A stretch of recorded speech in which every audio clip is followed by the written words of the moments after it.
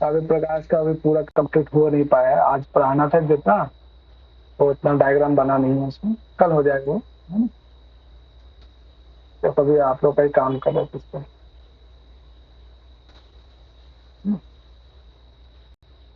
चलो अच्छा, अभी तक हम लोगों ने जो देखा, चलो षष्ठी शेष से देखा, दिख रहा है ना आप लोग को? ध्यान से देखना है यहाँ पे, है ना? षष्ठी शेष से देखा है कि शेष में षष्ठी व्यक्ति होता है। फिर हमने देखा कि हेतु शब्द का प्रयोग करते हैं तो उसमें षष्ठी हो जाता है, अन्यथा तृतीय ही होता है ना? उसके बाद हमने देखा कि यदि कोई सर्वनाम पद का प्रयोग हेतु शब्द के साथ करते हैं कारण अर्थ में, तब तो वहां पे तृतीय भी होती है और षष्ठी भी होता है। यानी हेतु शब्द के पीछे काफी जोर दिया गया इसमें, है ना? ध्यान रखिएगा। और इससे भी ऊपर एक और आ जाता है वार्तिक, कि आप निमित्त शब्द का प्रयोग करते हैं हेतु अर्थ में, प्रयोजन अर्थ में या कारण अर्थ में, तो आप स्वतंत्र है, किसी भी विभक्ति में करें कोई दिक्कत, है ना? उसके बाद फिर हमने देखा कि अतस प्रत्यय का प्रयोग करते हैं, है ना? जहाँ पे हम लोग आच और आहि प्रत्यय का प्रयोग करने से कौन सी व्यक्ति होती है इला? आच या आहि प्रत्यय का प्रयोग करते हैं किसी शब्द के योग में, तो उस शब्द के कारण कौन सी विभक्ति का आगमन होता है? आच या पंचमी विभक्ति। पंचमी, पक्का? हाँ, जी सर। बहुत सही। तो उसी प्रकार से अतः शब्द का प्रयोग, जैसे दक्षिणतः, पूरः या पुरस्तात् या ऊपरी या उपरिष्टात्, ये सब अतः शब्द, अतः प्रत्यय से बना हुआ है ना? इन सब में क्या लगता है? षष्ठी व्यक्ति, है ना? अगर किसी वाक्य में ऊपरी ऊपरी शब्द 2 बार प्रयोग किया गया, तब ऐसे कंडीशन में कौन सा विभक्ति का आगमन होगा सुजाता? कौन सा? द्वितीय। अब एक ही बार प्रयोग हो ऊपरी शब्द तो षष्ठी था ना? हाँ, षष्ठी, षष्ठी, वेरी गुड, है ना? फिर हमने देखा कि एनप प्रत्यय का प्रयोग हो, जैसे दक्षिणेन पद हो, है ना?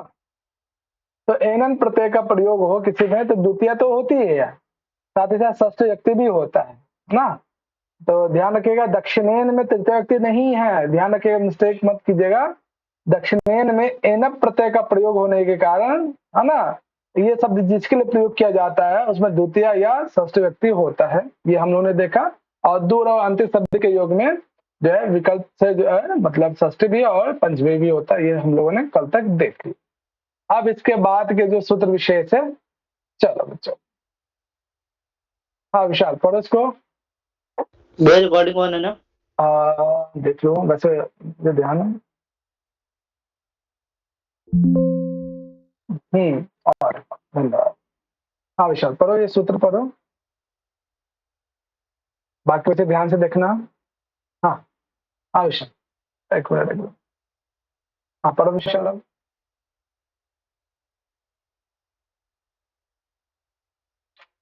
विशाल आपकी आवाज नहीं आ रही है। हाँ मेरा म्यूट हो रहा, माइक नहीं खुलता भैया। कोई बात नहीं। हाँ, ज्ञो विदार्थस्य करणे। कितने इसमें शब्द दिख रहे हैं विशाल आपको? भैया इसमें शब्द हैं ज्ञः, विद, विद, विद, विद या हाँ, अविद? क्या? ज्ञा विद या ज्ञा अविद? एक सेकंड।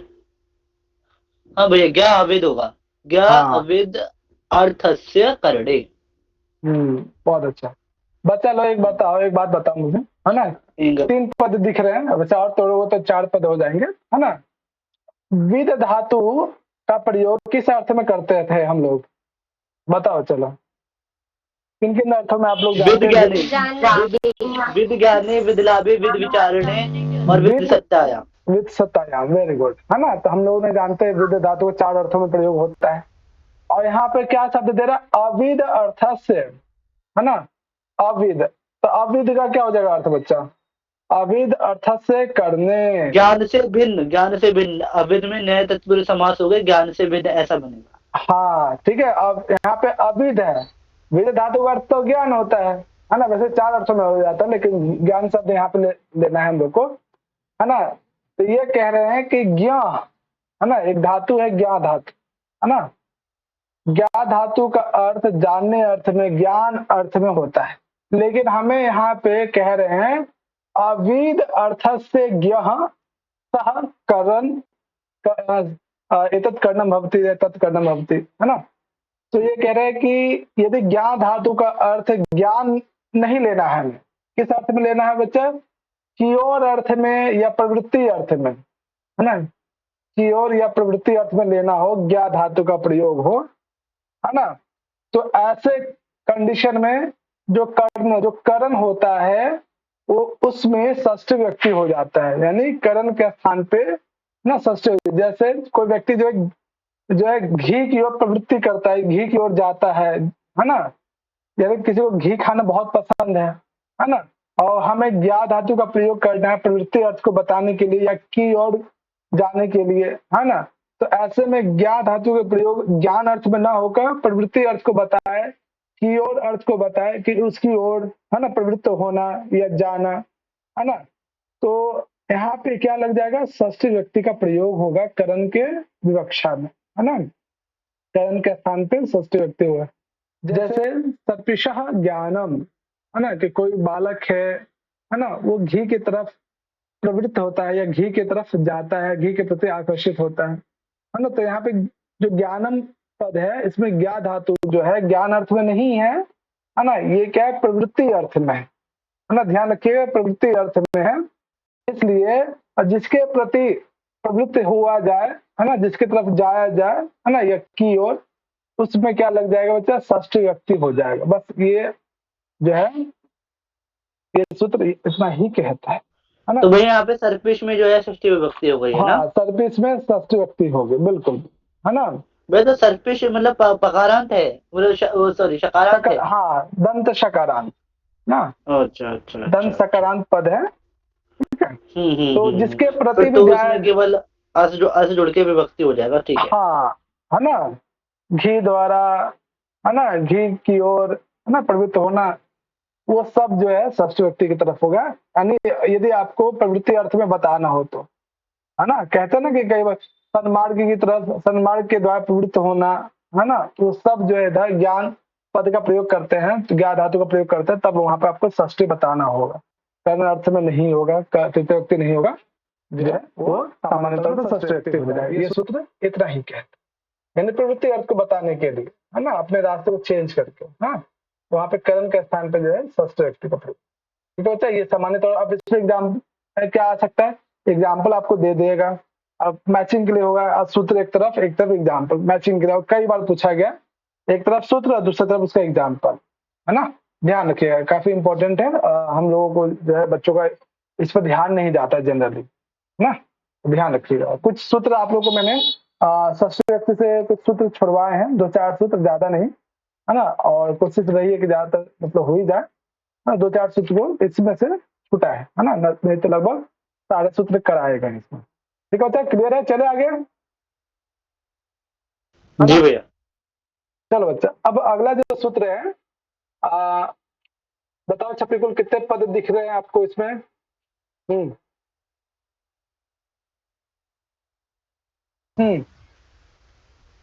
अच्छा, कितने पद दिख रहे हैं?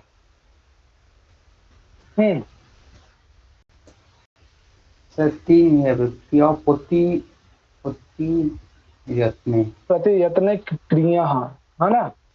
तो प्रतियत्न क्या होता है बच्चा, या यत्न का मतलब क्या होता? कोशिश। कोशिश, हाँ, चलो कोशिश, और उसमें प्रतियत्न लग जाए क्या मतलब?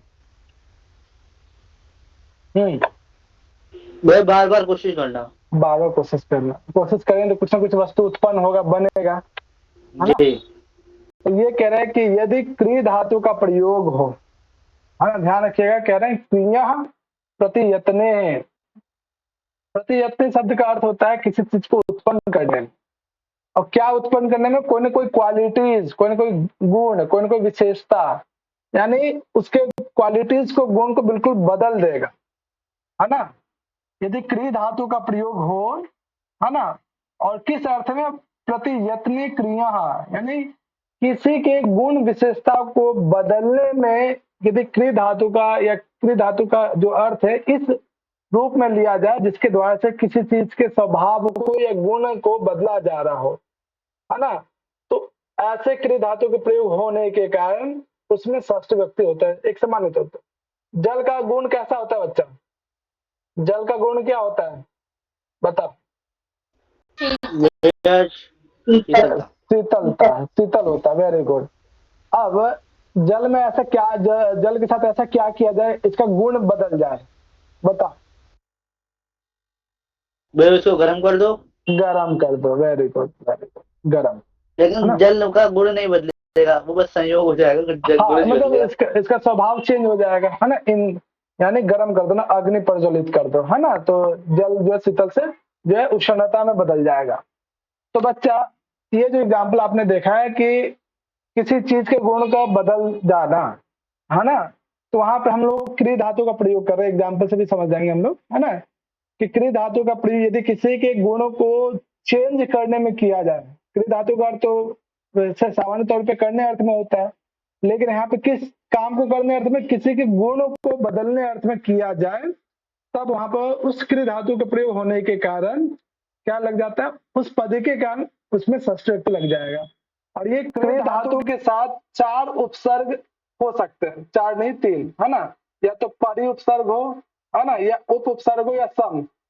इन तीनों उपसर्गों का क्रिया धातु के साथ प्रयोग होगा तभी ये सूत्र काम करेगा। जब किसी के गुण को, किसी की विशेषता को, मूल गुण को चेंज किया जाए तो, है ना, तब इस क्रिया धातु के साथ परि, उप या सम का प्रयोग करते हैं उपसर्ग का।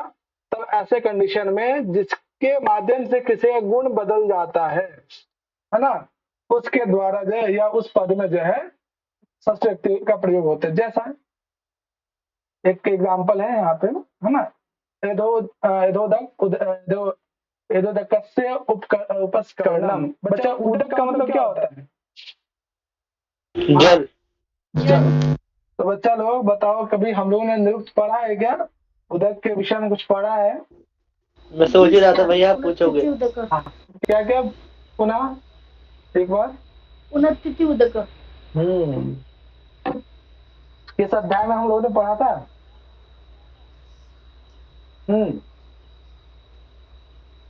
द्वितीय। हाँ, निर्वचन वाले में पूरा पढ़ा था, है ना। तो बच्चा एधोदक, है ना, इसमें संधि विच्छेद कर लेंगे हम लोग, है ना। उपस्करणम, उपस्करणम का मतलब होता है ना, उष्णता आदि उत्पन्न करना, है ना। एद उदक, है ना, कि जल में जो है जो उष्णता उत्पन्न होता है ना, वो क्या है? ईंधन के कारण। ईंधन का जो है जल में उष्णता आदि उत्पन्न करना। ईंधन के द्वारा जो है जल में क्या होता है? अग्नि के कारण, हीट के कारण जो जल जो अपने गुण को बदल दे रहा है। तो आप देख रहे होंगे उपस्करणम, उपस्करणम में कौन से धातु या कौन सा उपसर्ग दिखाई दे रहा बच्चा? भैया उप उपसर्ग है और क्रिया धातु है। उप उपसर्ग है और क्रिया धातु का, है ना। और ये जो है किसी के प्रतियत में, यानी किसी के स्वभाव को चेंज नहीं कर रहा है। किसके स्वभाव को? उदक। उदक को हम जानते हैं जल को कहते हैं, है ना। तो उपस्करणम शब्द को जो है, शब्द जो है यहाँ पे उपसर्ग भी है। इन 3 में से कोई एक उपसर्ग होना चाहिए, परि, उप और सम, है ना। और क्रिया धातु का अर्थ हो, क्रिया धातु का प्रयोग हो किसी के गुणों को चेंज करने में। अब यहाँ पे एदोदक जो शब्द है, ये क्या? जल के स्वभाव को चेंज किया जा रहा है, ईंधन के माध्यम से, अग्नि के माध्यम से, हीट के माध्यम से, है ना। तो ये उष्णता में बदल जा रहा है ना। तो इसका मतलब है ईंधन जो है जल के गुण को बदल दे रहा है। जल जो है शीतल से उष्ण बन जा रहा है ना। तो ये जो गुण का अवधान हो रहा है ना, एक नव गुण का जो है प्राप्त हो रहा है ना। तो उस पद में क्या लग जाएगा? एदोदक का जो पद है उसमें लग जाएगा षष्ठ व्यक्ति। किस कारण से? उपस्करणम पद के प्रयोग होने के कारण। क्यों? क्योंकि इसमें क्रिया धातु का प्रयोग है और साथ में परि, उप और सम, इन 3 में से कोई एक उपसर्ग भी होना चाहिए। किस अर्थ में? गुणाधान अर्थ में, किसी के गुण को चेंज करने अर्थ में हो, तब जाके हम लोग जिस चीज का भी प्रभाव बदला जा रहा है तो उसमें जो है षष्ठ व्यक्ति का प्रयोग किया जाए, है ना। ये कुछ कंडीशन है। वैसे अभी तक एग्जाम में नहीं पूछा गया, फिर भी सतर्क रहें आप सभी को, है ना। षष्ठ व्यक्ति से कई प्रश्न पूछे जाते हैं और सबसे जो फेमस है वो इसके एक दो सूत्र के बाद वो आएगा ही आएगा। कई बार उससे पूछा गया है ना। चलो आगे चले।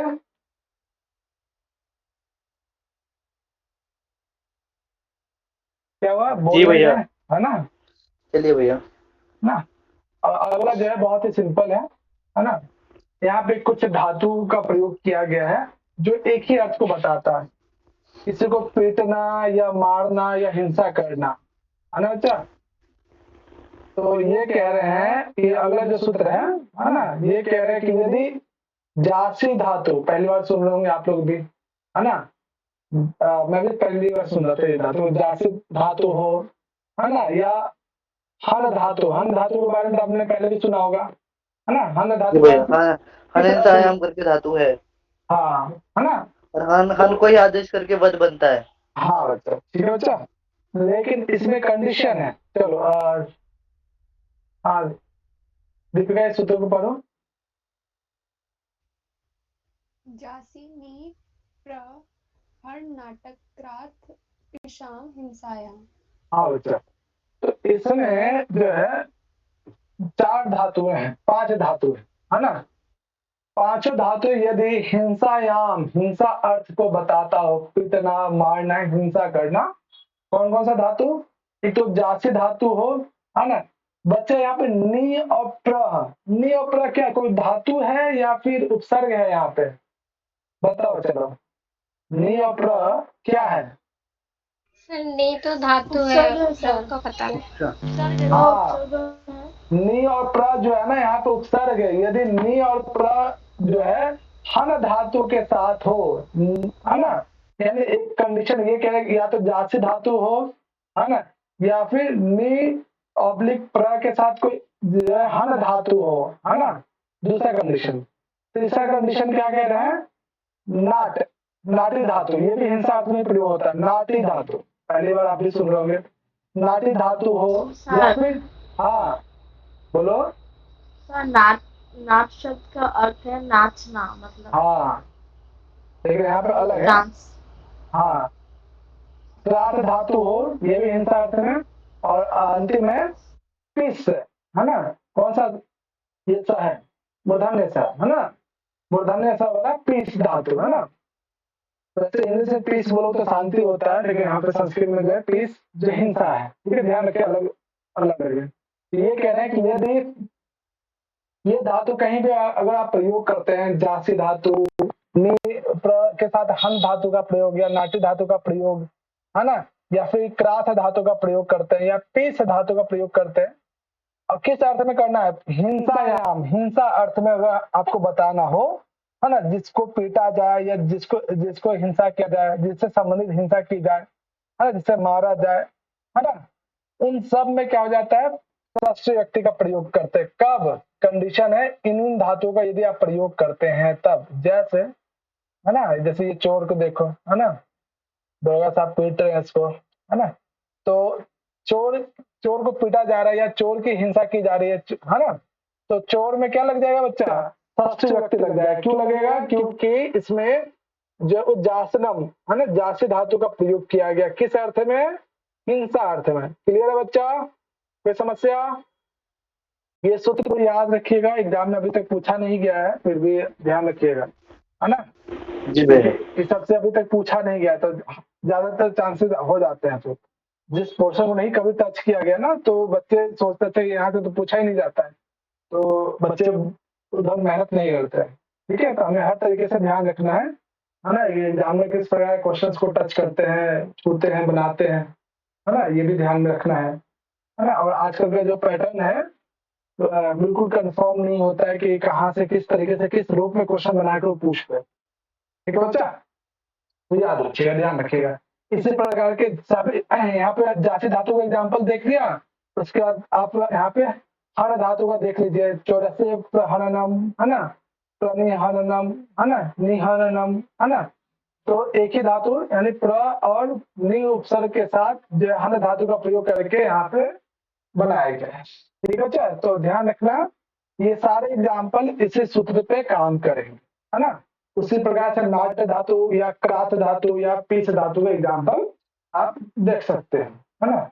जैसे यहाँ पे, है ना, चौरसे उन नाटनम, है ना, चौरसे क्राथनम या विश्लस्य पेशनम, है ना, ये सभी जो है यहाँ पे इसमें इसी सूत्र का प्रयोग करके जो है षष्ठी व्यक्ति का लगा है। तो ये सब बच्चा लोग जरूर ध्यान रखना, है ना। काफी इम्पोर्टेंट लगा मुझे ये, है ना। तो मैं भी इसको अपने टाइम पे नहीं पढ़ा था, है ना, लेकिन यहाँ जरूर पढ़ो आप लोग। ठीक है बच्चा, ध्यान रहेगा बच्चा। चलो दीपिका बताओ कि कौन कौन से धातु के सहयोग में हिंसा अर्थ का प्रयोग करने पर उसमें षष्ठी लगता है। हाँ दीपिका। जस धातु के नी और जस या प्र जासी? जासी हाँ जासी और नी प्र उपसर्ग हन और नट नट या नाटी? नाटी नाटी पिश हाँ। धातु। पिश एक छूट रहा है। हाँ ये कौन छूट रहा है? कामनी, दीपिका ने जो बताया, हाँ 4 बताया है, उनमें से एक ऐसा कौन सा जो छूट रहा है? हाँ कामनी। हाँ प्रभात बाबू। जी सर। कौन कौन मैं सा? बताऊं? सर हाँ प्रभात बाबू बताओ, कौन सी धातु का जो है प्रयोग दीपिका ने नहीं किया है?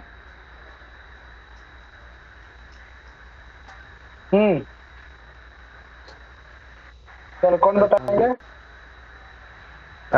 मैं बताऊं? हाँ बता।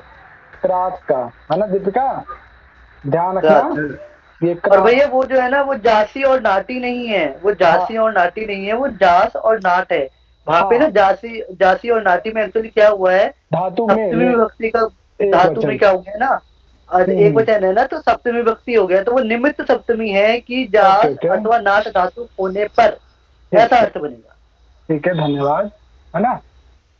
तो बच्चा लोग ध्यान रखना कि हिंसा अर्थ में जिन जिन धातुओं का प्रयोग किया जाता है ना, जैसे इसमें जो है जासे नी उपसर्ग के साथ नी अपरा हन धातु हो या नाट हो, है ना, या क्रास, ये सभी धातुओं में जो हिंसा का प्रयोग करते हैं, तो सब में इन सभी शब्दों के योग में फिर षष्ठी हो जाता है।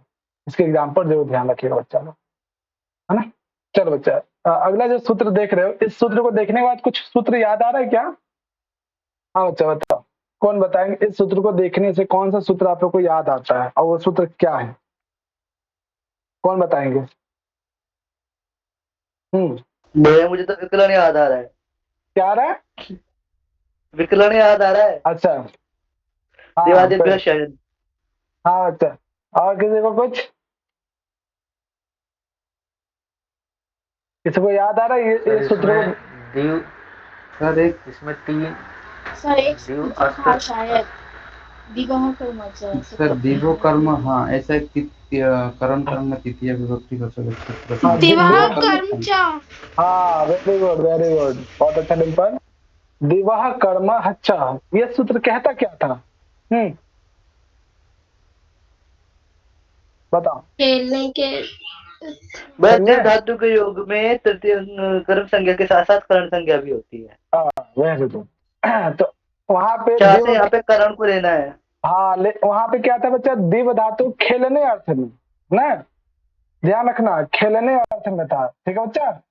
लेकिन यहाँ पे क्या है? दिवस तदर्थ से, ये कह रहे कि यदि दिव धातु का प्रयोग किस अर्थ में, है ना, द्यूत अर्थ में, जुआ खेलने अर्थ में हो, या फिर क्रय विक्रय, किसी चीज के खरीदने और बेचने में किया जा रहा है दिव धातु का, है ना। ध्यान रखना, दिव धातु का प्रयोग हमने तृतीय व्यक्ति में सीखा था, दिवह कर्मच्चा, कि दिव धातु का प्रयोग खेलने अर्थ में हो, तो ऐसे में तो कर्म संज्ञा तो होती है, साथ साथ तृतीय व्यक्ति भी होती है, कर्म संज्ञा भी होती है। लेकिन यहाँ पे दिव धातु का अर्थ जो है द्यूत, द्यूत समझते हो ना आप लोग? खेला है कभी आप लोगों ने? नहीं भैया। हाँ बहुत बेकार चीज है भैया। हम नहीं चाहते कि दूसरी महाभारत हो जाए, अभी एक से नहीं उभरा है। द्यूत मतलब लूडो। अरे जुआ मतलब, हाँ अगर लूडो में भी जो है, अगर आप लोग कुछ जीतने हारने वाला अगर पैसा वैसा रख लो या कुछ ऐसा, हाँ सर, पहले छोटे थे तो समोसा की शर्त रखते थे। अच्छा आज की भाषा में उसको कहते हैं सट्टा, जो सट्टा लगाते हैं। हाँ आजकल तो सट्टा लीगल हो गया, देखा होगा आपने, ड्रीम 11 का खूब प्रचार देखा होगा, है ना। वो एक प्रकार का क्या बहुत ऑनलाइन सारे हैं, बहुत सारे ऑनलाइन तो बहुत सारे आए बहुत थे। सारे हो गए वो, लेकिन वो मुझे कहीं ना कहीं गलत लगता है, वो सही नहीं है ना। एक तरह से आप क्या कर सट्टा को लीगल कर रहे हो, है ना। और उसमें बच्चे लोग जो, और आपने देखा होगा कि जिनका जो प्रचार कहीं अगर मिलता भी दिखता भी ना, तो लास्ट में वो कहते हैं कि मतलब ये फाइनेंशियल रिस्क वाली बात है, इस बात को इतना तेजी से बोलते हैं ना, उनका प्रचार देखने का भी इतना धीरे से नहीं बोलेंगे जितना वो अपने प्रचार पे शुरू से बोलते हैं। गवर्नमेंट को प्रॉफिट मिलता है इससे और बहुत बड़ा 30% मार्जिन है इसलिए। 30% जाता है सीधे, है ना। या फिर आपने देखा होगा कि करोड़पति में जो केबीसी में जो जीतता है 30% टैक्स जाता है ना। सबसे हाईएस्ट इस सब पे जो लीगल वाला है या फिर कोई क्रिप्टो करेंसी पे लगाता है या शेयर मार्केट में जो लगाता है, तो बहुत अच्छा खासा पैसा कमाता है, तो टैक्स जाता है सरकार सर के पास। क्रिप्टो करेंसी थोड़ी ना है, मतलब वो भी है क्या सट्टे का? क्रिप्टो करेंसी भी मतलब सट्टा नहीं कहेंगे उसको, है ना। वो तो बिल्कुल आपके ज्ञान पे बेस्ड है ना। स्टॉक हाँ बिल्कुल भी जो है ना, जो स्टॉक एक्सचेंज वगैरह करते हैं, है ना, वो बिल्कुल सट्टा नहीं है, वो तो आपके ज्ञान बेस्ड पे है, तो है ना। सर, वो बहुत क्योंकि अच्छा मैं है। उसमें इंटरेस्ट लेती हूँ, मुझे अच्छा लगता है क्रिप्टो करेंसी वगैरह लेकिन जानने का मेरा मन करता है, बट ऐसा नहीं लेकिन कि ऐसे ऐसे कभी भी जो है ना फाइनेंशियल एक्सपर्ट से पूछ कर ही सब कामों में करना चाहिए, है ना। न तो उसकी लत ना बहुत बुरा होता है ना। एक तमिलनाडु या साउथ इंडिया में कुछ केस हुआ था कि उन्होंने 30 या 40 लाख का कर्ज लेकर क्रिप्टो करेंसी में जो है ना उन्होंने पैसा लगा दिया। उन्हें लगा कि पैसा मतलब भाव आगे बढ़ेगा, बिटकॉइंस का नाम सुना होगा आप लोगों ने, लेकिन हुआ उल्टा, और नुकसान, इतना नुकसान हो गया, कर्ज लेके उसने लगाया था, उस आदमी ने क्या किया, फांसी लगा लिया, है ना। तो कभी भी पैसा कमाने का शॉर्टकट रास्ता तो कभी नहीं करना चाहिए, है ना।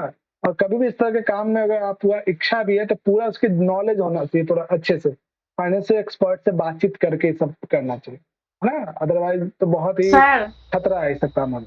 हाँ हमारे घर में ना एक अंकल आता है, वो हाँ। अंकल क्रिप्टो करेंसी में काम करते हैं, मतलब रोज आता है और मतलब वो बोलते हैं पैसा लगाओ बहुत पैसा होगा, हैंड टेन बहुत कुछ कुछ, नहीं नहीं नहीं नहीं मतलब नहीं, वो पटाने का कोशिश इंश्योरेंस करते वाले हैं। होंगे, आई थिंक वो ऐसे नहीं भी नहीं करते नहीं, हैं, बिल्कुल भी इंश्योरेंस वाले नहीं, होते हैं। बिल्कुल भी नहीं, ये सब चीजों में बिल्कुल नहीं पड़ना है ना। पैसा कमाने का शॉर्टकट इरादा रखना ही नहीं चाहिए, मेहनत पर भरोसा रखो। नहीं तो बोले इतना सर दर्द वाला काम है ना, हमेशा एकदम टेंशन बना रहेगा कि मार्केट अप हो रहा है, डाउन हो रहा है, क्या हो रहा है ना। बिल्कुल भी वो सब रिस्क बिल्कुल नहीं लेना है ना। अपना नॉलेज का जो पावर है ना, वो इन सब चीजों में क्रिप्टो करेंसी इस सब में कहीं नहीं है ना।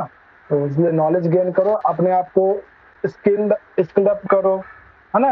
ये सब चीजों में, इस सब में बिल्कुल इन्वेस्ट मत करना कभी भी नहीं, ठीक है ना। तो आज जो ड्रीम इलेवन ये सब जो आजकल बहुत ज्यादा हो गया है ना, वो सब बिल्कुल, ये सब बिल्कुल नहीं, है ना। अगर ऐसा होता तो पूरे देश में तब पर बेरोजगारी। उसके ऐड इतने अच्छे अच्छे दिखाते हैं ना कि मैंने एक दिन हाँ में तो कार ले गलत है ली, ना, वो तो गलत है, एक दिन में घर वो तो ले लिया, गलत है, ऐसे ऐसे। वो तो गलत है, वो तो गलत ही है ना।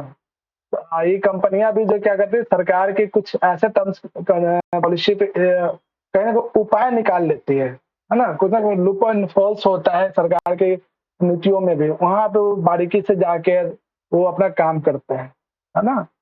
ये सब चीजों में बिल्कुल नहीं पड़ना, चलो, है ना। चलो हम लोग देख रहे थे दिवस तदर्थ सूत्र को, ये कहता है कि दिव धातु का यदि प्रयोग करना चाहते हैं आप, लेकिन किस अर्थ में, खेलने अर्थ में नहीं। खेलने अर्थ में करेंगे तो फिर तो कर्म और कर्म संज्ञा हो जाएगी। यदि आप द्यूत अर्थ में करते हैं या किसी चीज के खरीद, है ना, क्रय विक्रय अर्थ में करते हैं, तब तो वहां पे सिर्फ और सिर्फ षष्ठी व्यक्ति होगा। बच्चा ध्यान रखना, वहां पे दिव धातु अलग सूत्र है ना, जो कि तृतीय व्यक्ति के संदर्भ में हमने पढ़ा था, यहाँ पे अलग है। अर्थ चेंज होते ही विभक्ति भी चेंज हो जाता है। ठीक है बच्चा, क्लियर है, ध्यान रहेगा ये सूत्र। कोई कंफ्यूजन इस सूत्र में?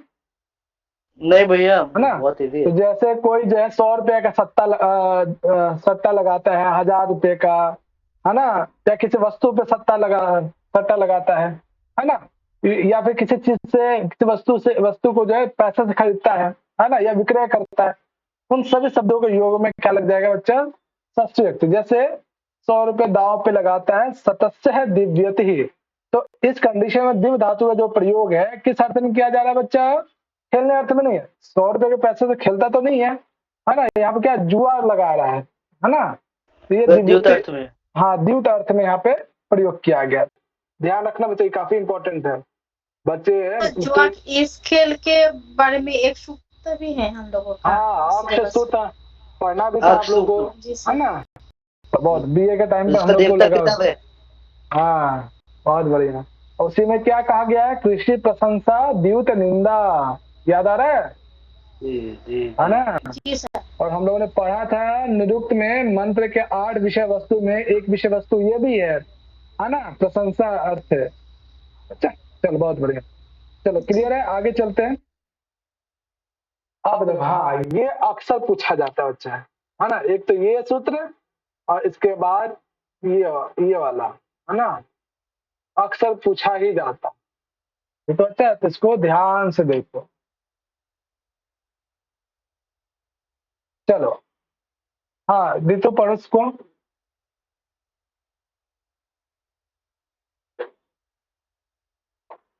जी सर। कर्तृ कर्मणा कृति। हाँ बच्चा, है ना, तो विशाल क्या है ये सूत्र? मतलब भैया समझा नहीं, इसका मतलब व्याख्या करना है, क्या करना है? हाँ व्याख्या करो। कर्तृ ही कर्मणो कृति ही, मतलब भैया कृत प्रत्यांत कर्म में या शब्दों के प्रयोग में क्या होता है, षष्ठी हो जाती है। हाँ कर्ता और कर्म, है ना।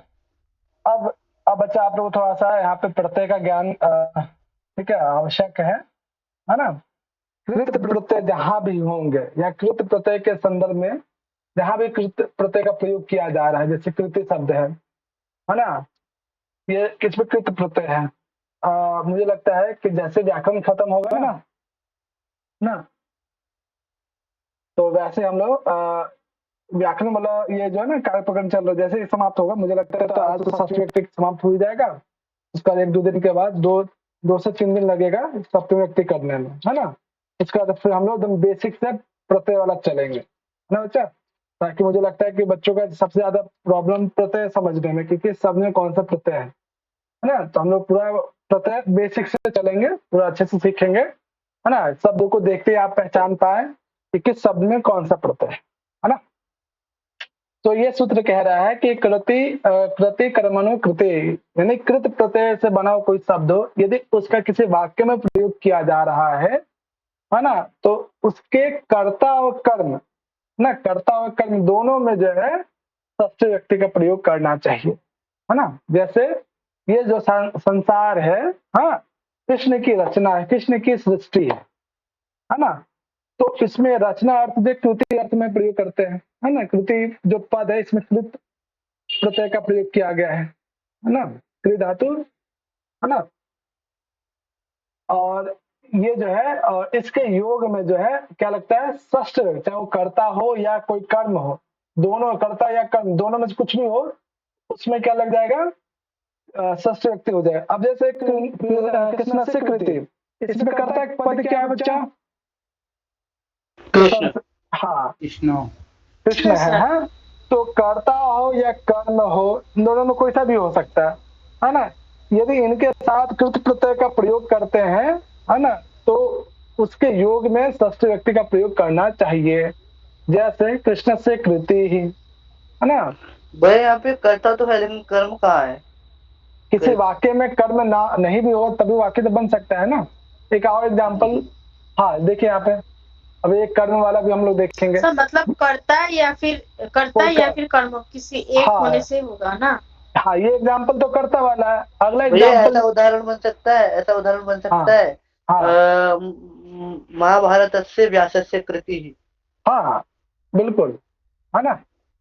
जैसे यहाँ पे कर्म वाला भी एग्जाम्पल देख सकते हैं, है ना, कि जगतः कर्ता कृष्ण, है ना, संसार के रचयिता कृष्ण है ना।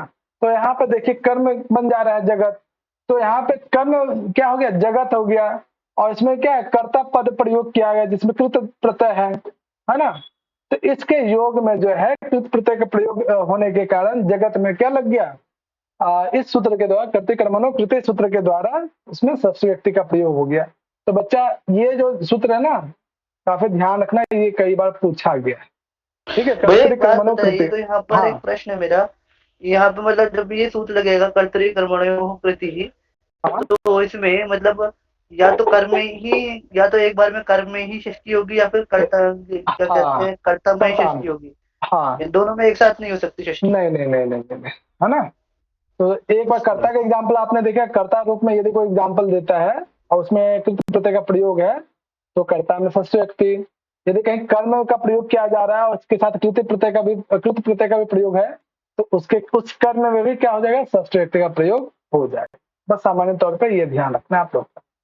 ठीक है, अब हम लोग जब प्रत्यय पढ़ेंगे कौन सा प्रत्यय, कृत प्रत्यय क्या है, तद्धित क्या है, स्त्री प्रत्यय क्या है, कैसे हम पता करें कि किस पद में कौन सा प्रत्यय है ना। तो सब हम लोग बेसिक से सीखेंगे और उसमें उसके लिए प्रत्यय के लिए पूरा अच्छे से कम कितना भी जल्दी करें तो 1 महीना तो लगेगा ही। एक में तो कम 20 से 25 दिन अच्छे से प्रत्यय समझ लेंगे और उसको याद करेंगे तभी वो चीजें काम करेगा। और साथ ही साथ आपको हमेशा उसका रिवीजन करते रहना पड़ेगा, है ना, तब भूल जाएंगे। क्यों विशाल? जी भैया बिल्कुल। है ना। तो और बच्चा ग्रामर में तो यही चीज है, प्रैक्टिस सबसे ज्यादा जरूरी है। सबसे ज्यादा मैथ की तरह, है ना। तो फिर आपको ग्रामर बहुत ही इजी लगेगा। तभी हमने देखा कि कृत प्रत्यय का प्रयोग यदि हम करते हैं, है ना, तो कर्ता और कर्म में हमेशा षष्ठी व्यक्ति का प्रयोग होता है। किस प्रकार के कर्म में? अनभिहित कर्म में। अभी अनभिहित कर्म क्या होता है बच्चा? भैया अनुविध यानी कि अनुक्त अप्रधान। Very good. चलो 3-4 सूत्र कर लें आज। बोलो बच्चा, कोई समस्या? कर लीजिए, कर कर लीजिए। लेना। हाँ, खत्म करते हैं इसको करके ना, फिर कल से हम लोग सप्तमी व्यक्ति करेंगे। चलो निधि पढ़ना इसको।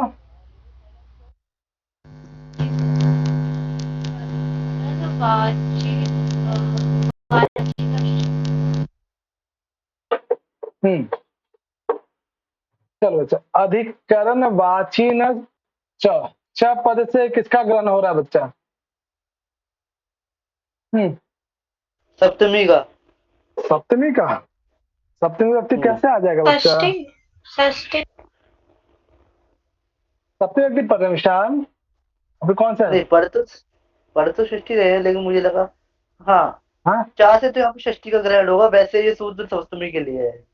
हाँ, देखने में तो बिल्कुल आपको लगेगा, है ना, सप्तमी व्यक्ति का। लेकिन ये यहाँ पे जो है बीच में कुछ सूत्र और आए थे, है ना, तो उन सूत्रों को मैंने थोड़ा सा छोड़ दिया है ना। तब आप इजीली पता चल जाता है कि च का यहाँ पे किस लिए प्रयोग किया गया है ना। बीच में कुछ सूत्र मैंने सप्तमी व्यक्ति से संबंधित कुछ सूत्र छोड़ा है। ठीक है बच्चा।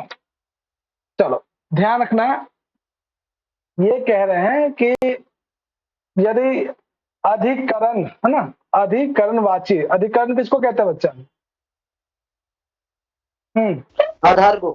आधार है। आधारी अधिकरण ऐसे कर। Very आधारे good. नहीं, आधारो अधिकरणम। आधारोधिकरण, हाँ, है मैंने ना। आधारो ही बोला है। कोई बात है, मैं समझ गया, सुजाता, है ना, कोई नहीं। तो ये कह रहे हैं कि अधिकरण वाचिनः च, है ना, कह रहे यदि, चलो ये कौन सा प्रत्यय है? हाँ बताओ। भैया ये भूतकालिक प्रत्यय है कथा, इसकी निष्ठा संज्ञा होती है। हाँ, सूत्र है कथ कथवतु निष्ठा। कत प्रत्यय का प्रयोग यदि अधिकरण अर्थ को बताने में करे, आधार वाची हो, अधिकरण वाची हो, कत प्रत्यय, है ना, कत प्रत्यय का प्रयोग यदि अधिकरण वाची हो, आधार, है ना, तो उसके योग में षष्ठी व्यक्ति होता है। ध्यान रखना बच्चे, यहाँ पे कंडीशन है कि कत प्रत्यय से बना हुआ कोई शब्द हो, किस अर्थ में? अधिकरण अर्थ में, आधार अर्थ में। जैसे यह इनका बैठने का आसन है या बैठने का स्थान है। साउंड नहीं आ रहा। साउंड नहीं आ रहा? Hello check mic testing. Hello check mic testing 1 2 3। आ रही आवाज? आ रही आवाज? ठीक है, आगे आ रही ना? अभी मत बोलना कि कहीं सर ने आपने काम किया है क्या। Hello test. हाँ बच्चे देखो यहाँ पे, तो ये कह रहे हैं कि अक्त प्रत्यय का प्रयोग हो अधिकरण अर्थ में, है ना, अधिकरण वाची अर्थ में, आधार अर्थ में हो तो षष्ठी विभक्ति का प्रयोग करते हैं। जैसे यहाँ पे एग्जाम्पल, यह इनका बैठने का स्थान है या आसन है ना, इदम एशाम आशितम। बच्चा ये बताओ कि इस पद में, है ना, किसमें षष्ठी विभक्ति लगा है? बताओ। कौन बताएंगे? इदम एशाम आश्रितम। मैं बताऊं भैया? नहीं नहीं नहीं नहीं, कोई और बताओ। मुझे पता था, मुझे रोक। हाँ बताओ बच्चा। इदम एशाम आश्रितम, ये मेरे बैठने का जगह, ये मेरी सैया है। हाँ, ये मार्ग है, ये इनका भोजन पात्र है ना। बताओ कहाँ पे लग रहा है इन चारों एग्जाम्पल में, कौन किसमें षष्ठी व्यक्ति दिखाई दे रहा है? बताओ सर। सुजाता, हाँ बताओ सुजाता। सर वो एशाम में लगा है। अच्छा एशाम में लगा, अच्छा अच्छा। हाँ दीपिका, क्या विचार है आपका? आसितम में है वो। आशितम, अच्छा जी चलो आशितम कह रहे हैं। आशितम में षष्ठी व्यक्ति है, ये कह रहे हो ना? जी पक्का? हाँ भैया, क्योंकि बैठने का स्थान है तो बैठने का आसितम ही है। षष्ठी व्यक्ति किसमें लगा है ये पूछ रहा हूँ। वो तो क्रिया है ना बच्चा। आशितम, सहितम, गतम, भुक्तम, ये तो एक क्रिया पद है ना। मैंने ये पूछा कि इस वाक्य में, इन एग्जाम्पल में षष्ठी व्यक्ति किसमें लगा है? दीपिका समझ में आया? क्वेश्चन समझ में आ रहा है ना? ये जो आशितम पद देख रहे हो या सहितम, गतम पद देख रहे हो, भुक्तम, ये क्या है? क्रिया पद है ना। बैठना, सैया, है ना, मार्ग, है ना, भुक्तम भोजन पात्र, है ना, या भोजन, ये सब क्रियावाचक पद है। इस सभी क्रियावाचक पद में कत प्रत्यय का प्रयोग है। किस अर्थ में प्रयोग है? अधिकरण अर्थ में, है ना। जैसे इदम एशाम आशितम, या इनका, है ना, बैठ, आशितम मतलब आश धातु से बना हुआ कोई एक, हम लोगों ने कोई सूत्र पढ़ा है क्या? आश धातु योगे, कुछ याद है ना, जहाँ पे आश धातु का प्रयोग किया गया था? मैं तृतीय पढ़ा था। तृतीय पढ़ा था कि द्वितीय पढ़ा था? द्वितीय था, बैठने के योग में है ना। अदित सिंह अस्थासाम, है ना, जी सर। अदित सिंह अस्थासाम, याद आ रहा है? तो वहाँ पे क्या बैठने जी अर्थ में, तो ये सब जो है आश्रित था वहाँ पे ना।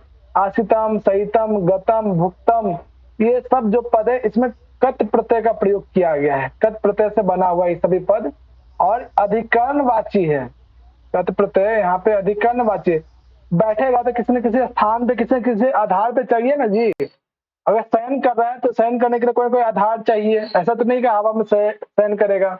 गतम कहीं जा रहा है, हाँ, तो उसके लिए कोई ना कोई आधार चाहिए। किस पे जा रहा है, किस पे चल रहा है, मार्ग पे चल रहा है, रास्ते पे चल रहा है ना, तो आधार चाहिए, है ना। भुक्तम कुछ खा रहा है तो कुल, उसमें एक उदाहरण था, हरि हरि ही वैकुंठम अधिवसति, ऐसा करके। हाँ, अधितिष्ठति, वेरी गुड, है ना। तो भुक्तम, ये सभी शब्द जो है आशितम, सहितम, गतम, भुक्तम, ये सब कर्त प्रत्यय का प्रयोग है, और ये आधारवाची प्रत्यय है ना। तो इन सब का प्रयोग जब भी करेंगे तो जिसके लिए किया जा रहा है उसमें षष्ठी व्यक्ति लग जाएगा। किसमें लगा है? एशाम में लगा है ना। वह एशाम में बहुवचन में हो जाएगा, और यहाँ पे ये बहुवचन में इसलिए होगा, हाँ, कारण भी बता देता हूँ। यहाँ पे एक सूत्र और यहाँ पे प्रयुक्त हो रहा है, आदरार्थे बहुवचनम। यहाँ पे एक वचन के लिए ये ना इनका, तो जो आदर के लिए ना बहुवचन का प्रयोग करते हैं, इसलिए यहाँ पे ये जो है बहुवचन का प्रयोग हो जाएगा एशाम, और आम प्रत्यय लग जाएगा। ठीक है। अस षष्ठी विभक्ति में प्रयोग होते हैं प्रत्यय, वो कौन कौन से प्रयोग होते हैं? वो होते हैं गस, ओस और आम। ठीक है बच्चों, चले आगे, याद रहेगा? जी भैया। है ना। तो ध्यान रखना है कि ये जो सूत्र है, इस सूत्र से षष्ठी विभक्ति होता है। देखने में लगेगा ये तो सप्तमी विभक्ति का होना चाहिए, है ना, तो मिस्टेक मत करना इस सूत्र को, ठीक है।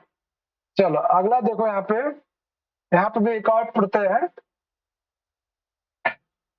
चलो हाँ, डिजिटल पढ़ो सूत्र को।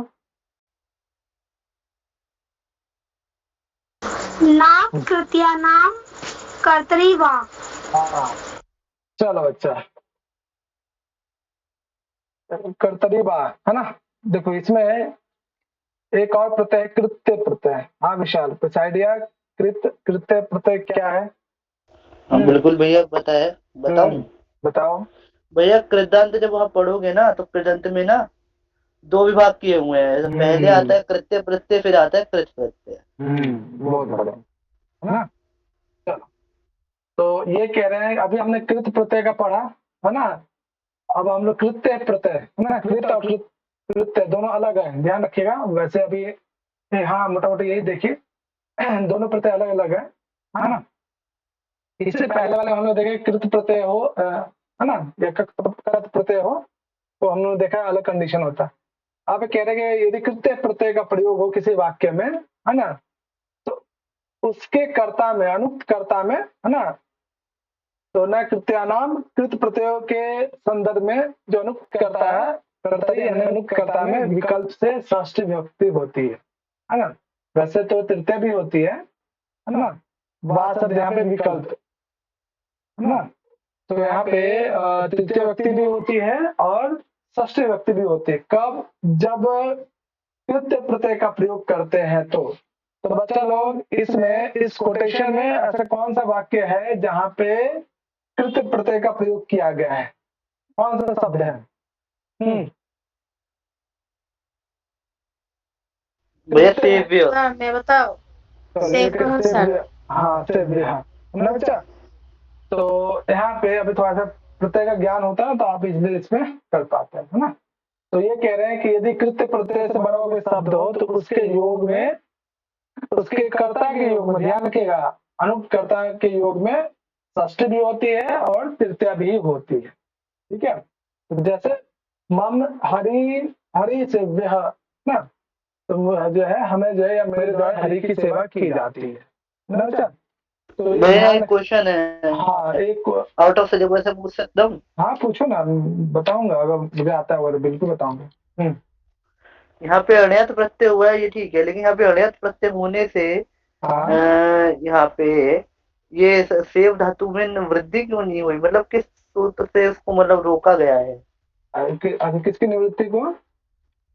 वृद्धि वृद्धि वृद्धि वृद्धि। अच्छा, वृद्धि को सेव्य, पता नहीं बच्चे वो सेव्य नहीं हुआ, सेव्य क्यों हुआ? वृद्धि तो प्राप्त है यहाँ पर, इतना मैं कह सकता हूँ।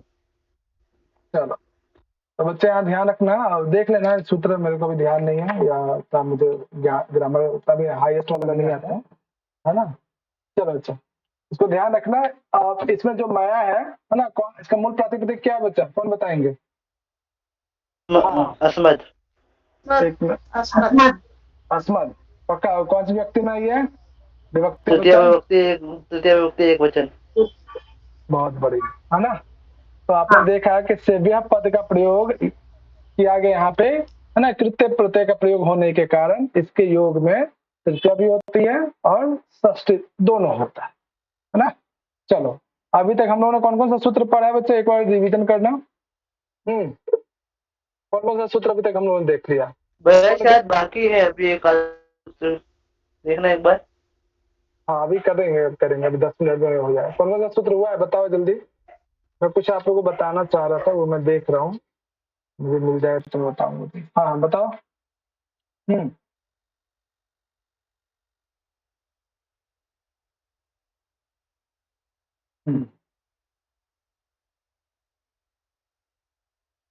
तो अभी तक हम लोगों ने कौन कौन सा सूत्र पढ़ा है? दीपिका बताओ कि कौन कौन सा सूत्र हुआ है अभी तक? पहले तो यही वाला कृत्यानाम कर्तरीवा, और फिर वो आधार जो अधिकरण अर्थ में कत प्रत्यय से होता है षष्ठी विभक्ति, और कर्तरी कर्मणो कृति, उसमें कृदंत में शब्द कर्ता और कर्म में षष्ठी हो जाती है। और वो स्टार्टिंग में पढ़ा था, गुण उत्पन्न होते हैं। हाँ है ना, इस वाले में आ गया। हाँ ये वाला क्रिया प्रतियत्न, है ना, ये सब पढ़ा। उसके बाद सेकंड लास्ट देखो, है ना। चलो दीपिका इसको पढ़ो, इस सूत्र को।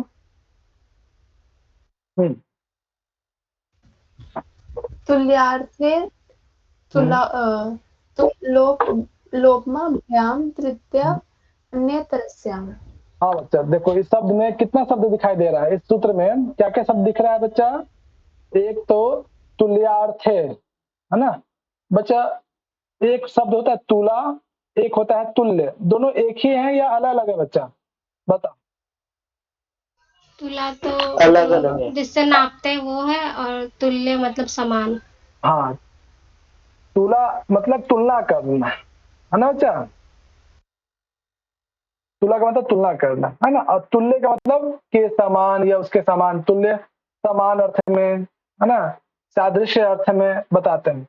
तो ये कह रहे हैं कि तुल्यार्थ है ना, उसके बाद तुला उपमाभ्याम या तुलोपाभ्याम, ये कह रहे हैं कि तुला और उपमा इन दोनों को यदि छोड़ दिया जाए, इन दोनों को ग्रहण मत करो अभी फिलहाल के लिए है ना, तुला और उपमा शब्दों को छोड़कर यदि हमें तुल्य अर्थ को बताना हो, तुल्य है ना, ध्यान रखिएगा, तुल्य शब्दों के योग में हमारे पास दो विकल्प है, या तो आप तृतीया कर लीजिए या षष्ठी कर लीजिए। कब? जब आप तुल्य पद का प्रयोग करते हैं तब, कृष्ण के समान, राधा के समान है ना, श्री प्रभु राम के समान है ना, समान अर्थ में है ना, सादृश्य अर्थ को बताना हो है ना, सम अर्थ को बताना हो या तुल्य अर्थ को बताना हो है ना, तो उसमें क्या लग सकता है? तृतीया या षष्ठी, कोई सा भी लगा सकते हैं, आप स्वतंत्र है ना।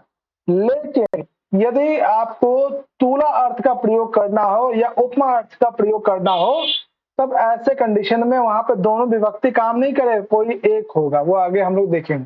जैसे तुल्य पद का प्रयोग कर रहे हैं या इसके समान कोई शब्द का प्रयोग कर रहे हैं, तुल्य या सदृश्य या समः, ये तीनों एक ही अर्थ को बताते हैं है ना, तो उसमें तृतीया भी लग जाएगा और षष्ठी भी लग जाएगा। जैसे कृष्ण के समान कोई नहीं है ना, तो कृष्णेन या कृष्ण से वा तुल्य कोपि न वर्तते है ना, कोई नहीं है। तो बच्चा, तो तुल्य अर्थ का प्रयोग यदि आप करते हैं तो दोनों में से कोई सा भी व्यक्ति लगा सकते हैं, आप स्वतंत्र हैं। ठीक है बच्चा, ये समान तौर पे समझ में आया। अब इसमें एक पद है तुला और उपमा, इसका प्रयोग क्यों किया गया है ना बच्चा? ये एक बात बताओ, ये अन्नत्य श्याम किसके लिए प्रयोग किया जा रहा है यहाँ पे? षष्ठी के लिए, षष्ठी के लिए है ना, तृतीया तो होती ही है। अन्यतर श्याम का अर्थ हो गया विकल्प, विकल्प से षष्ठी हो जाएगी। ठीक है, अब ये कह रहे हैं कि इसमें तुलोपाभ्याम शब्द का जो प्रयोग किया गया है सूत्र में, तुल्यार्थ तुलोपाभ्याम है ना, तृतीय अन्यतर श्याम, इस शब्द में, इस सूत्र में अतुलोपाभ्याम में जो तुला और उपमा शब्द, यदि इनका प्रयोग किया जाए है ना, तुल्य के जगह पे तुला या उपमा शब्द का प्रयोग किया जाए, तो वहां पे सिर्फ और सिर्फ षष्ठी विभक्ति होती है, तृतीया विभक्ति नहीं होती है। लेकिन जैसे तुल्य शब्द का प्रयोग करते हैं तब तो दोनों हो जाता है, तृतीया भी और षष्ठी दोनों हो जाता है। लेकिन यदि आप तुला शब्द का या उपमा वाचक पद का या उपमा शब्द का प्रयोग करते हैं तब सिर्फ और सिर्फ षष्ठी होगी। अंतर समझ में आ रहा है बच्चा? हेलो जी भैया, है ना, समझ गए। यहाँ पे ना आपका आवाज म्यूट हो गया विशाल। उस सूत्र में अतिव्याप्ति ना हो जाए ना, इस सूत्र की उसमें यहाँ पे अतिव्याप्ति ना हो जाए, षष्ठी में अतिव्याप्ति ना हो जाए, षष्ठी में अतिव्याप्ति को रोकने के लिए यहाँ पे उन दोनों को छोड़ दिया गया है ना। तो ये कह रहे हैं कि तुल्य पद का प्रयोग करते हैं तो आप दोनों विभक्ति लगा सकते हैं, लेकिन तुला पद या उपमा पद का प्रयोग करते हैं तो सिर्फ षष्ठी विभक्ति का प्रयोग कर सकते हैं। जैसे यहाँ पे कृष्ण से तुला नास्ते, कृष्ण की कोई उपमा नहीं है, कृष्ण की उपमा नहीं है ना, कृष्ण से नास्ती उपमा है ना। तो इसमें आपने देखा कि तुला या उपमा शब्द का प्रयोग कर रहे हैं, इसलिए कृष्ण में क्या लगेगा? सिर्फ और सिर्फ षष्ठी व्यक्ति लगेगा, उसमें कोई अन्य जो है विकल्प से जो तृतीय व्यक्ति की बात की जा रही थी वो नहीं होगा, तृतीय व्यक्ति जो है नहीं होगा, सिर्फ और सिर्फ जो है सामान्य षष्ठी व्यक्ति इसमें होगा है ना। तो ध्यान रखना कि तुला उपमा शब्द का प्रयोग होता है तब ऐसे कंडीशन में जो है तृतीय व्यक्ति नहीं होती, सिर्फ और सिर्फ षष्ठी व्यक्ति का प्रयोग करते हैं। दोनों का अंतर समझ में आया बच्चा? दोनों ध्यान रखना एक ही सूत्र से होते हैं। ठीक है बच्चा, क्लियर है? चले आगे। जी भैया। है ना। और अंतिम वाला पूछा गया है एग्जाम में, है ना, और इसको देखोगे तो कुछ याद भी आएगा आप लोग को, किसी कोई सूत्र जो है याद भी आएगा, है ना। चलो, चतुर्थी से मिलता जुलता है ये तो। हाँ सही पकड़े हैं। चलो कौन पढ़ेंगे इसको? निधि पढ़ो, निहारिका पढ़ो इसको। नहीं आपने पढ़ा है। हाँ निहारिका पढ़ो। चतुर्थी च अशिष्य आयुष मद्र भद्र कुशल सुखार्थी किते। कितने पद दिखाई दे रहे हैं निहारिका आपको इस सूत्र में? बताओ कौन कौन सा पद दिखाई दे रहा है आपको? क्या क्या पद इसमें? हाँ शिष्य, हाँ एक आगे आयुष, आयुष, ओके, मद्र भद्र कुशल सुख सुख अर्थ। देखो क्या क्या सब दिख रहा है ना। मैं यहाँ पे जो जो इन्होंने बोला ना शिष्य, वो शिष्य नहीं है, वो आशिष्य है। हाँ आशीषी, है ना, आशीषी, है ना। हाँ आशिष्य का क्या मतलब है सर? आशिष्य नहीं बच्चा, संधि विच्छेद करेंगे तो आशीषी पद आएगा, है ना। याद आ रहा कौन सा संधि है यहाँ पे? आशीषी आयुष। हाँ बच्चा, इन दोनों के बीच में कौन सी संधि हुई है भैया? जड़ संधि। हाँ है ना। आशिष्य का तो कोई अर्थ नहीं। हाँ ये कोई यंची यण संधि है ना। आशीषी प्लस आयुष। हाँ बोलो बोलो, क्या मतलब है आशीषी? आशीषी का मतलब आशीर्वाद, है ना। आशीष प्रदान करना, हिंदी में भी बोलते हैं ना आशीष, है ना। जी जी तो यहाँ पे आशीष में जो है आशीष शब्द में ना, आशीष शब्द में सप्तमी हो गई है ना, सप्तमी हो गई है, ठीक है बच्चा। तो आशीषी, है ना, दूसरा पद आयुष, है ना, मद्र भद्र कुशल सुख अर्थ और हित, है ना। ये कह रहे हैं कि यदि आशीर्वाद अर्थ में, है ना, आयुष, आयुष का मतलब क्या होता है? आशीर्वाद अर्थ में होता है ना। फिर उसके बाद मद्र, मद्र का मतलब क्या होता है बच्चा? मद्र भद्र कुशल सुख अर्थ, ये सभी जो है आशीर्वाद अर्थ को ही बताता है ना। अच्छे अर्थ में ही प्रयोग किए जाते हैं। तो ये कह रहे हैं कि आयुष पद का प्रयोग हो मद्र का, भद्र का, कुशल का, सुख का अर्थ का यहाँ प्रयोजन, और या हित या इन्हीं के समान कोई और भी शब्द हो तो विकल्प से, है ना, चतुर्थी चतुर्थी होता है और साथ ही साथ षष्ठी भी होता है ना। ध्यान रखना कि यदि इन शब्दों का प्रयोग आयुष मद्र भद्र कुशल सुख अर्थ हित कहीं भी प्रयोग प्राप्त होता है तो देखेंगे आप, तो उन सभी शब्दों के योग में क्या लगता है? चतुर्थी भी लगता है और षष्ठी भी लगता है, ठीक है बच्चा। जैसे यहाँ पे कृष्णाय कृष्ण से आयुष, है ना, कृष्ण भगवान आयुष्मान हो या कृष्ण भगवान की दीर्घ आयु हो, तो आपने देखा है कृष्णा या कृष्ण से में जो है क्या लगा है? चतुर्थी और षष्ठी विभक्ति दोनों हुआ है, ठीक है। इसी प्रकार से चिरंजीवितम कृष्णाय कृष्ण से वास्यात्, बच्चा चिरंजीवित में इसका क्या अर्थ होता है? चिरंजीवित, चिरंजीवी का क्या अर्थ होता है? दीर्घायु। दीर्घायु, हाँ चिरंजीवी बाबा, चिरका अर्थ होता है लंबे समय तक। हाँ तो ये सब क्या आयुष अर्थ में है, बिल्कुल, है ना। तो ये सब क्या आयुष, चिरंजीवितम में द्वितीय विभक्ति है सर। कहाँ चिरंजीवितम में द्वितीय विभक्ति लग रहा है आपको? कहाँ बच्चा? अलग प्रत्यय लगा इसमें। नहीं, जीवितम वो जो है प्रथम व्यक्ति ही है, वो एक वचन, तो आपको द्वितीय व्यक्ति जैसा दिखेगा, है ना। वो नपुंसक लिंग में होगा ना। हाँ जैसे आपने ग्रंथम पद को देखिए, फलम पद को देखिए, लगेगा वो द्वितीय व्यक्ति का है, लेकिन वास्तव में वो क्या है? एक वचन का है, प्रथम व्यक्ति का एक वचन है ना। आयुषम चिरंजीवितम मद्रम भद्रम सुखम, है ना। ये सब क्या है बच्चा? ये प्रथम व्यक्ति का एक वचन है। ये सब क्या है? आपके नपुंसक लिंग में है ना।